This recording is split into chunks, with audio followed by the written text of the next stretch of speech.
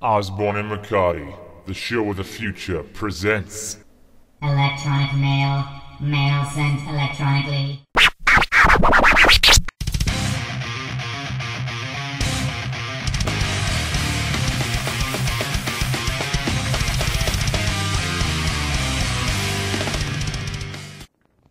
Alright guys, our letter comes from twilightfoci? Foci? I have no idea. It's twilightfoci.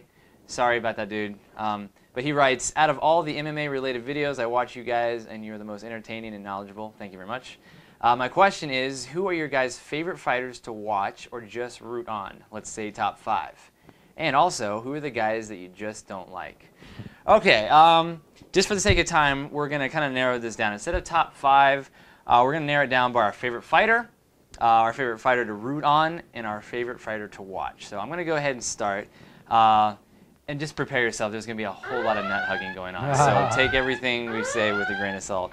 Yeah. My favorite fighter, it's got to be Rich Franklin. I mean, the guy is pretty much responsible for getting me into MMA. One of his fights was the first thing I ever saw, and it kind of drew me to that sport. So I just like the guy. I think he's classy. I think he's good in wins and in losses, which is important in my eyes.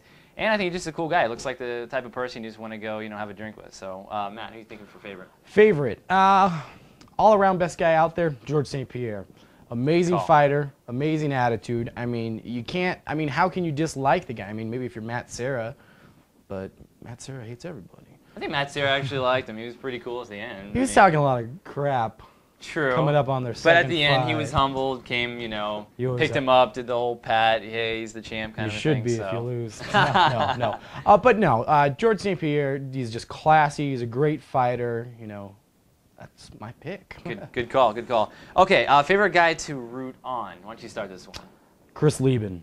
Okay, cool. Chris Lieben. He loses a lot. But, he wants to fight. He wants to come out there and fight you.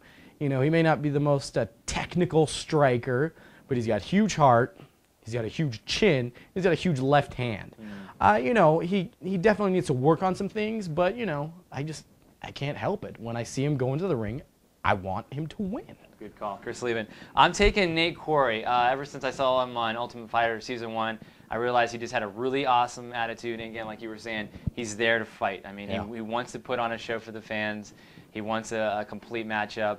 And he's just a cool guy. And, he's the type of person that has had a lot of hardships. He had some back surgery and things like that. He had a lot of opportunities to just kind of give up and get out of the fight game, but he hasn't. He's stuck with it. So he's my pick for favorite guy to root on. Okay, favorite guy to watch. Now, this might be a little premature, but a guy named Dustin Hazlett fighting out of Team George Gazelle in Columbus, Ohio, or Cincinnati, Ohio, something like that. Really cool guy. Watch his fight against Josh Berkman and check out this armbar that he throws. Yeah. That's just one of many examples of this guy, but YouTube as well is another good place to see him.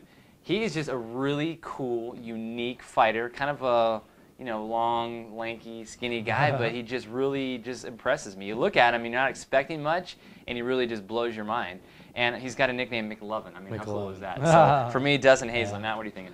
I'm thinking Joe Lozon. Joe Lozon. He's a technical jiu-jitsu fighter, but he wants to beat your face in. I mean, he's so over the top. It's ridiculous. I mean, he just goes out there. His last fight was actually a little weird. He kind of, I don't know what he's doing the first round. He said he was having fun, and it didn't really look like fun. He got punched in the face. But, he's got some great jiu-jitsu. He'll throw some weird stuff up. But for the most part, he just wants to get on top of you and beat the crap out of you. Yeah. How can you not like to watch that? The computer nerd that can kick your butt, as Dana White calls it. That's a pretty good term for him. Okay, let's go with guys that we don't like. Okay, for me, Tito Ortiz. Just kidding. You thought I was going there. We're not going to mention any names. Here's what we're going to do. Instead of pissing off a bunch of people and getting people to hate, we're going to list out characteristics that we don't like in fighters, things that we do not like to see, and things that turn us off when we see a fighter and the way they show their actions. Number one for me is when they disrespect their opponent.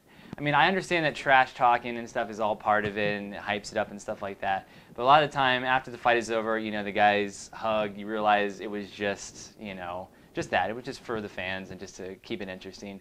But you really can see when guys disrespect their opponent. They do things in... Okay, we did mention a name. Sorry, I hope you didn't hear that. But you see it happen a lot, and you realize, you know, it's uncalled for. It's not necessary. It doesn't help the fighter at all. Maybe that's what they need to boost themselves up and get them hyped up. But I think it's completely unnecessary, and it just makes the sport look bad. Yeah, definitely fighters who are only in it for the money. I mean, it's like Joe Lozon. He's not necessarily in it for the money. He thinks it's fun.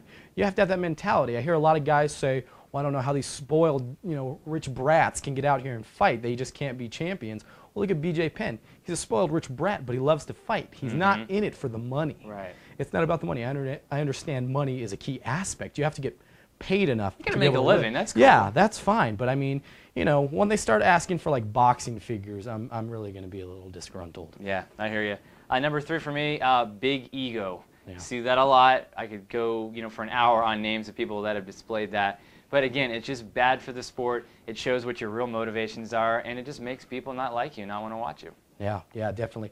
Another thing for me would definitely be the sore loser. Okay, I coughed out Carl's name, but that's because he's a sore loser too, man. It's like, you know, this guy clearly got knocked out by Alves, and he's going out there. He won't even show respect to his coaches. He's that mad about a loss. I mean, get over it, Caro. It's ridiculous. It is. Number 5, and lastly, a guy that displays absolutely no class whatsoever. Yeah. We're talking, you know, pulling some dirty moves, guys that are in there, you know, throwing the elbows with the intent of just slicing the guy open in the fight that way. To me, that doesn't show any class whatsoever, and it doesn't give the fight fans a good fight. You know, they're expecting to see something amazing, and you're pulling something, you know, for a cheap win. And to me, that just shows that, again, you're not in it for the right reasons. Yeah, definitely. All right, guys, thank you very much for the letters. Keep them coming in, and we'll try to get to as many of them as we can. But that is it for me. I'm the skinny one. I'm the fat one. And we'll catch you guys next time. Later.